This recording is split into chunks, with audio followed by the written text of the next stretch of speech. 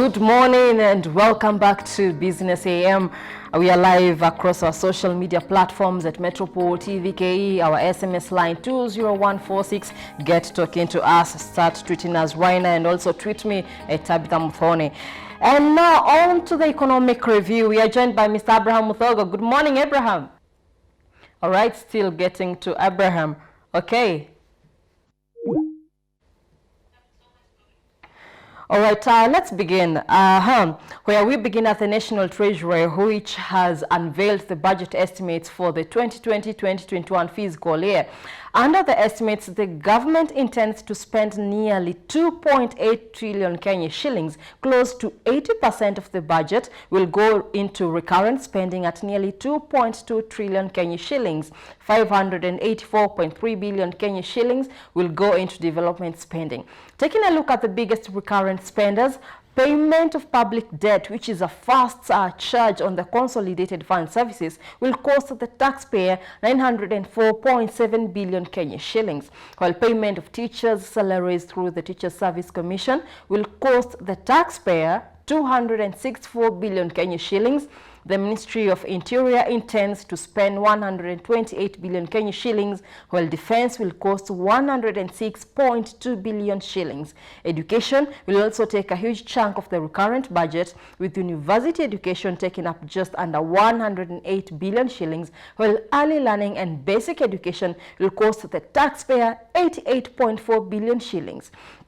On the development side of the budget, infrastructure will take up 121.6 billion shillings. Programs under the Ministry of Water, Sanitation and Irrigation will cost 69.7 billion shillings, while energy projects will take up another 67.5 billion Kenya shillings. Now, Abraham, let's dissect the 2.7 trillion Kenya shillings. How realistic is it amid the death that we have and the pandemic situation we are in right now? You see, the first thing you have to note is that at least it's lower than the 3 trillion budget for the previous year. But if you look at it carefully, 80%, about 2.2 trillion, is recurrent expenditure. So only 20% is going towards development expenditure. So again, and if you go to that recurrent expenditure, you'll notice that about 1 trillion shillings is going towards debt repayment. Now there goes our biggest problem. Where will 2.7 trillion Kenya shillings come from? If you look at the current financial year we are in, you'll notice that we are struggling even to get to 1.6 for the whole year, 1.6 trillion. So to 2.7 is a long shot. I mean, and given that the 1.6 is going to be collected in a much better year than the year we are about to get into. We are about to get into literally a COVID year. So in effect, what it means is that we are setting up ourselves to borrow at least 1 trillion shillings in the coming financial year, at the very least. So again, now, given that we are already at 6.2 trillion debt, so that will take us to 7.2 towards 8 trillion. So if you're not careful, we could even bust our 9 trillion limit in the coming financial year, depending on, and don't forget, this is just a normal budget, not factoring COVID properly, because COVID is still an unknown. We don't know what it will do to us going forward. Far-fetched. And now, inside the Treasury's tax proposals for 2020-2021, what are the contents of the Finance Bill 2020 and what are its implications on the taxpayer? Maybe you can just help us decipher these further.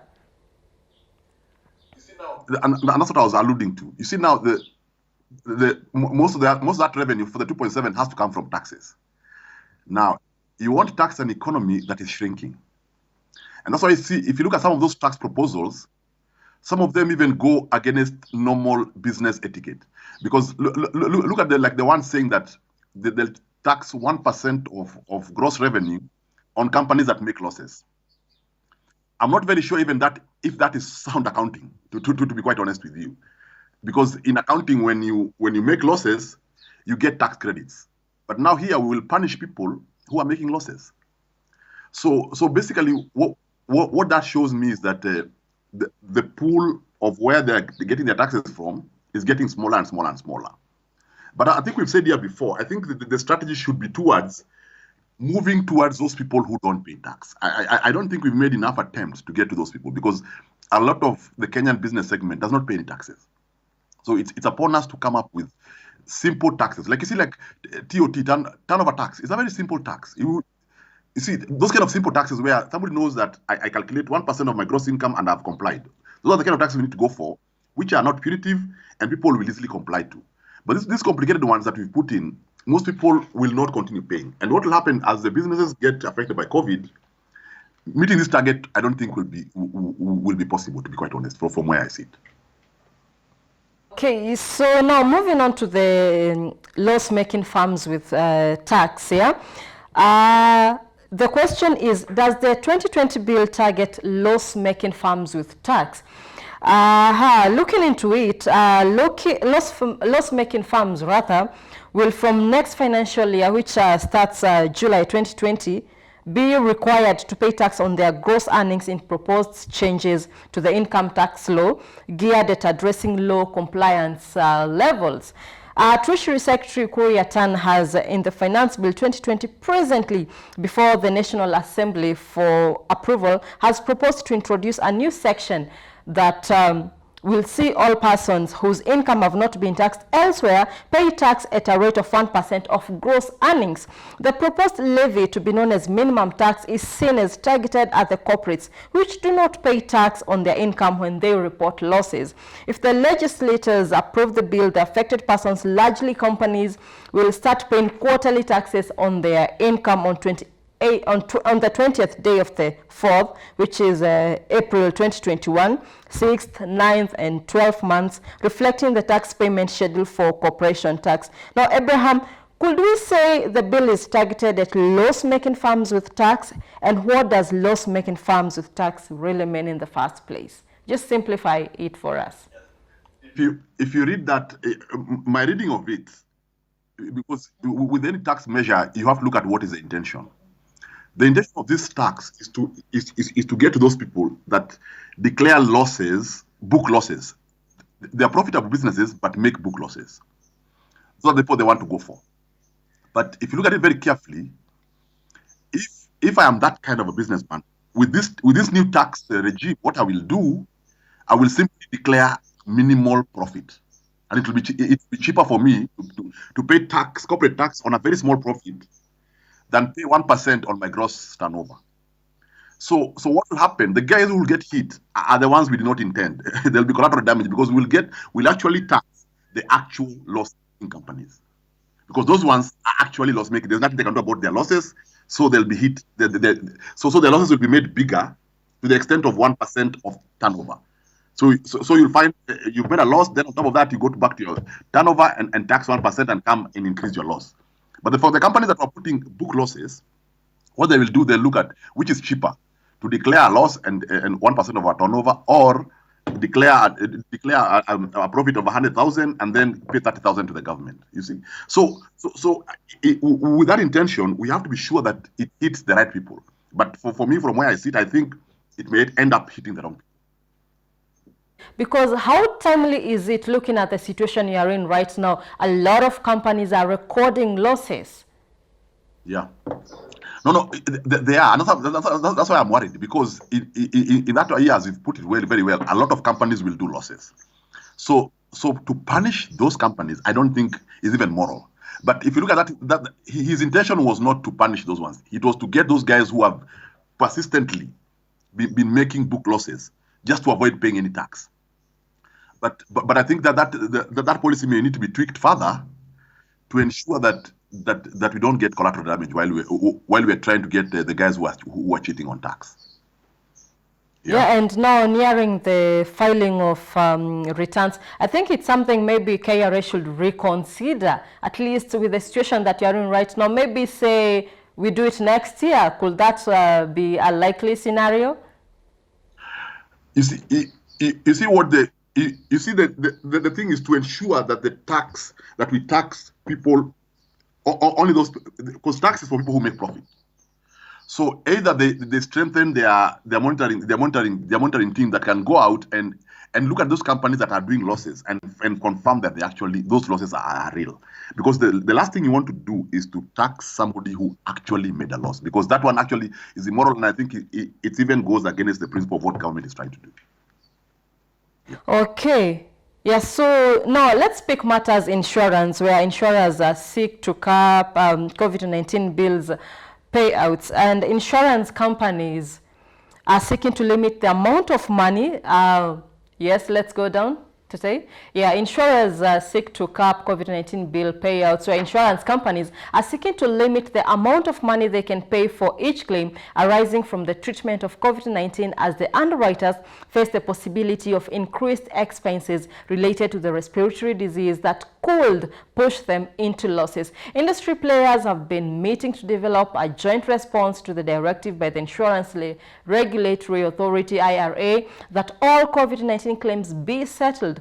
Association of Kenya Insurers, AKI, Chief Executive Tom Gishuhi, said the companies face great uncertainty if they continue to settle open-ended claims. He said a limit on claims must be set at a level that the industry can withstand, in what will see the insurers set caps similar to those offered for maternity covers. Abraham, this could be challenging if the numbers are huge and the pandemic persists, but what's your take on this? You see, we're in a very, it's a catch-22, because the medical providers, medical insurance providers are in a contractual agreement with their clients that I'll pay your premium, that if I get sick, you'll get me treated up to this limit. Now, you know, the principle of insurance assumes that if you are 10 of us who have taken insurance, if 10 of us have taken insurance, only 2 or 3 of us will get sick. Now, we're in a situation where that number will be higher, and the claim per person will even be higher. Now, contractually, they have to pay. But now what they're saying is it will not make business sense when it gets to that level. And that's why they're trying for government to intervene, because only government can intervene in such a situation by probably amending certain laws, the way some of the laws have been amended. Because it is true, it will reach a point where it will be unsustainable. Because, as you say, we only assume that they can only pay from the pool of people who had put premiums there. And the way people are getting sick from this COVID, they'll reach a point where they can't pay. But contractually, they're obligated to pay. So the only salvation that can come is if there's intervention from government that says, you know what, we are capping this at this limit, or if for certain diseases, your limits have been taken down. But I think the way to go would not be to government. I think as an industry, they should come up with their own mechanism of sorting this out and go to government with something solid. But this thing of just asking for relief, I think if every sector goes to government for relief, I don't think the government has those kind of resources, even given the kind of budget they're putting up. They don't have those resources. I think for the industries now, it is one of those days where that you have to realize that you're not on your own, but you have to come up with your own solutions. Okay. Handle us all, because don't forget they also have their hands are full and their resources are dwindling. Yeah, and no, still looking on the budget, the finance bill, could we say that a lot of the money, or most of the money, has been delegated into the security sector? Because we need security right now. Yeah. If you look at the current, yes, you see with the pandemic and with the kind of losses that job losses that have come with it, security becomes, because what happens when somebody can't fend for their family, or they tend to be inclined towards crime. So security has to. You see, we need everything. If you look at that budget, all those budget lines are needed. But you see, at the same time, we only have so much. So it's a nightmare in terms of deciding what goes in first. But you see, what will happen, what will take the hit eventually is our development budget. Eventually, if they have to cut something, you can't cut salaries. You can't cut debt payment. So what can you cut? You can cut the road that you want to build in Mau Summit, or the dam you want to build in Narok. So at the end of the day, development expenditure always takes the hit. And you see, without the less you spend on development expenditure, the slower you grow. Don't forget, we're also already looking at a very, very low GDP growth. So the moment we start cutting that, we depress that figure even further. So we're in a very, we're in a situation, if you're not careful, we'll start burrowing ourselves in this hole that that take us very long to get. Yeah. Okay, thank you so much, Abraham Muthogo. Our time is up. You've really tried to mince that in that short time that we had.